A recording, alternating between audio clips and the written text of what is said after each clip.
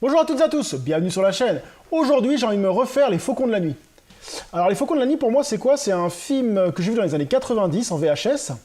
C'était un film qui m'avait marqué parmi tous les blockbusters de Stallone, parce qu'à l'époque, je regardais beaucoup de Stallone, qui m'avaient marqué, hein, des films très intéressants, des films d'action assez punchy. Et celui-là était un peu plus axé policier, axé enquête. Il n'y avait pas trop d'action, mais c'était un film qui avait une ambiance en fait. Et j'avais vraiment bien accroché ce film-là. Donc je me suis dit, je ne l'ai pas fait depuis quasiment 20 ans, et je me suis dit, pourquoi pas le refaire. On va lire un peu de quoi ça parle. Les Faucons de la Nuit est une histoire mêlant suspense et espionnage qui commence à Paris et à Londres pour se conclure de manière spectaculaire dans les rues de New York. Wolfgar, le terrorisme le plus redouté d'Europe, annonce son arrivée à New York, de façon explosive. Deux agents spéciaux, Deke Da Silva, alias Sylvester Stallone, et Wilcie Fox, alias Billy Dee Williams. Billy Dee Williams, c'est le mec qui a fait l'Empire contre-attaque et Retour de Jedi, ouais, dans Star Wars. Comment il s'appelle? Lando, voilà, c'est ça, c'est Lando son nom. Se voit confier une tâche quasiment impossible, le traquer et l'appréhender avant qu'il ne frappe à nouveau. Une cruelle version du jeu de chat et de la souris s'engage alors. Le terrorisme Abba Willis prend en otage des diplomates de l'ONU et leurs familles sur un métro aérien et parvient sans cesse à échapper à Da Silva, jusqu'à leur face-à-face ultime. Ouais, je trouve que les 3-4 dernières phrases, là, ils spoilent pas mal, hein, mais bon.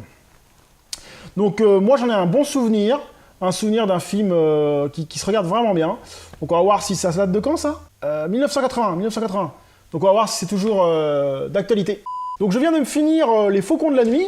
Donc, toujours un film très sympa à voir. Alors, moi, j'ai bien aimé dans ce film le style des acteurs. Déjà... Stallone, il fait trop penser à Serpico, hein. Je sais pas si vous avez vu Serpico, je ferai peut-être une vidéo un de ces jours. Il fait trop penser à Serpico avec son style loufoque, barbe, cheveux semi-longs des années 80.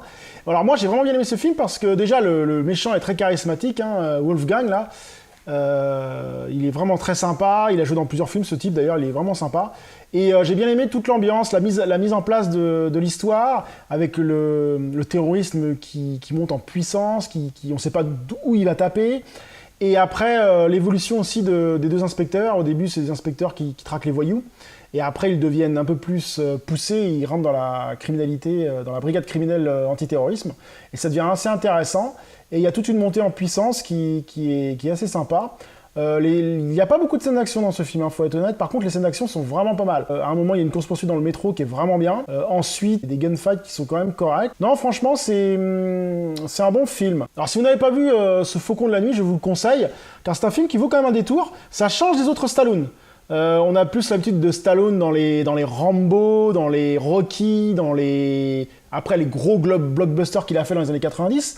Et ben là, c'est un film un peu plus intimiste, un peu plus sympa à voir. Et qui est très intéressant à voir. On voit une autre phase de Stallone. Enfin, moi, j'ai bien apprécié ce film et je vous le conseille si vous ne l'avez pas vu. Sur ce, je vous dis à très bientôt sur la chaîne. Salut!